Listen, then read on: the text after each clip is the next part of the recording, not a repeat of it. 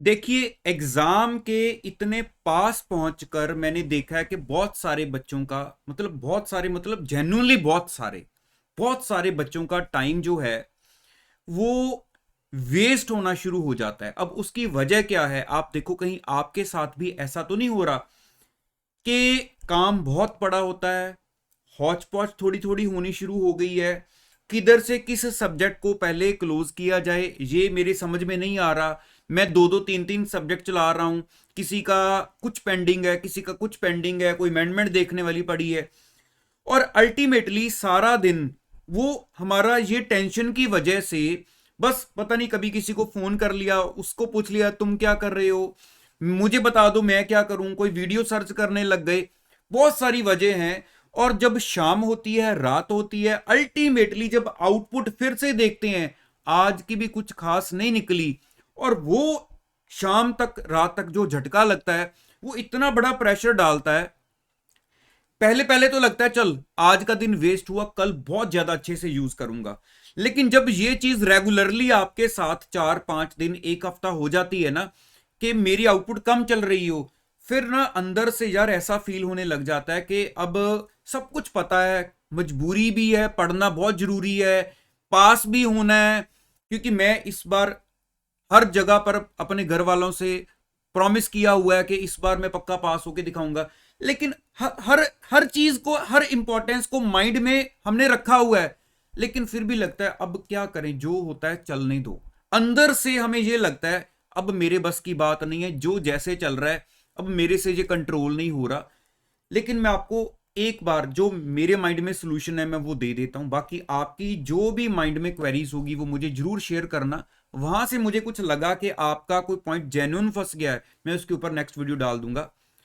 देखो, सीधी सी बात है, अगर तो आप जो मैंने सिचुएशंस बताई हैं इन सिचुएशंस में से निकल रहे हो, है ना, इन सिचुएशंस में जैसे घूम रहे हो, फिर तो ये चीज आपको सोल्यूशन प्रोवाइड कर देगी। लेकिन अगर आपकी ऐसी इतनी खतरनाक सिचुएशन नहीं है तो आप अपने हिसाब से चलते जाओ, वैसी वीडियो को देख लेना।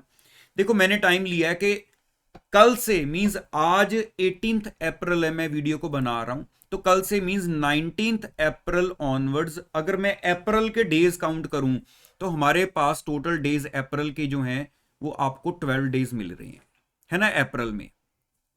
उसके बाद मई के मैंने सिर्फ 20 डेज काउंट किए हैं अप टू 20th मई। जिन बच्चों का सेकंड ग्रुप है, ध्यान रखना आपके पास थोड़े ज्यादा दिन है। तो आपके पास अगर मैं ये टाइम काउंट करूं तो 32 डेज का टाइम बन रहा है अभी हमारे हाथ में जो अवेलेबल है। जिसने बहुत कुछ करके दिखाना है उसके लिए बहुत टाइम है, बहुत कुछ कर सकते हो अभी भी।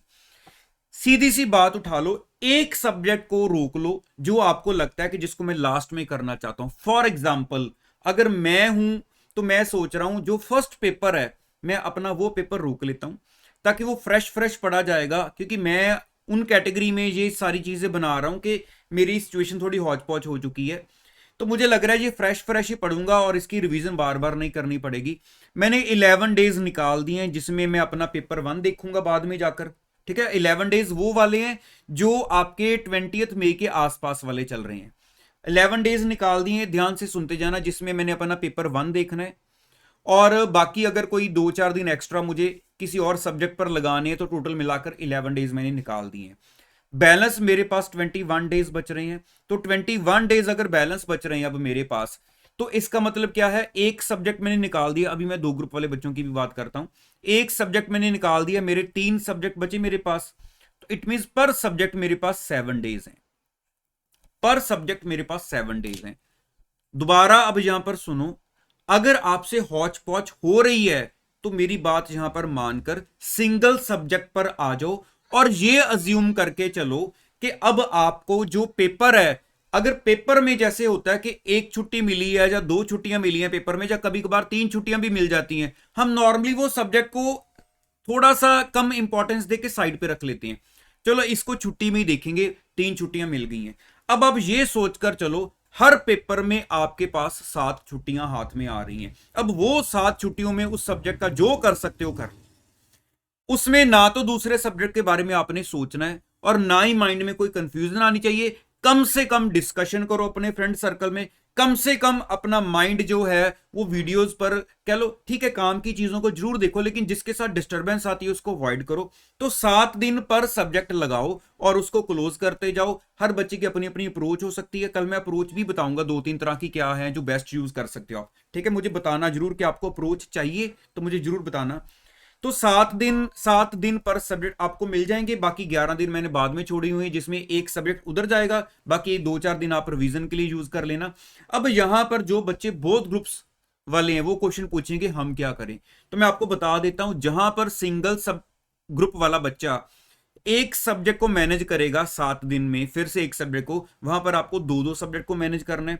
और ये 11 डेज में भी आपको अल्टीमेटली 2 सब्जेक्ट को मैनेज करके चलना है। तो आपका जो काम है वो डबल है इसी टाइम पीरियड में। ठीक है, बाकी जो सेकंड ग्रुप वाले बच्चे हैं वो देख लेना, आपके पास डेज थोड़े से ज्यादा आ जाएंगे। टेक्निक मैंने आपको बता दी है, कैलकुलेशन करो और अपने काम पर डट जाओ। बिल्कुल ना सोचो कि अब कुछ नहीं हो सकता, अब क्या करें, टाइम हाथ में से निकल चुका है। ये जो टाइम है ये भी एक बहुत जबरदस्त टाइम है, क्योंकि असली जो चार्ज माइंड में पढ़ने को, प्रेशर, वो इस टाइम पर ही पड़ता है आकर।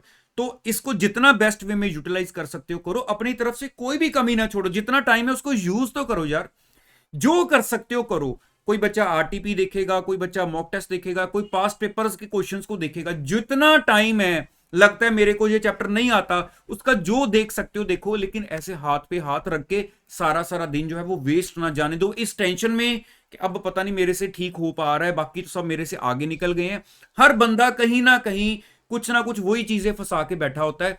हम भी वही चीजें फंसा के बैठे होते हैं, लेकिन हमें लगता है शायद सिर्फ हमारे साथ हो रहा है, दूसरों के साथ नहीं हो रहा है, जबकि ये ऑलमोस्ट सभी के साथ ये चीजें चल रही होती हैं। ठीक है, तो बस एक बार आज से, आज मतलब कि आज अगर 18 अप्रैल है, जिन बच्चों ने आज ही वीडियो देख ली है तो ये सोच लो बस आज से ये सब कुछ क्लोज जो मेरे साथ हो रहा था, कल से फ्रेश डे शुरुआत, और फ्रेश डे धमाके के साथ जबरदस्त फुल स्पीड में पूरी आउटपुट निकालूंगा। ठीक है, तो चलिए ऑल द बेस्ट मेरी तरफ से सभी बच्चों को। जो बच्चे न्यू हैं चैनल पर वो याद से चैनल को जरूर ज्वाइन कर लेना।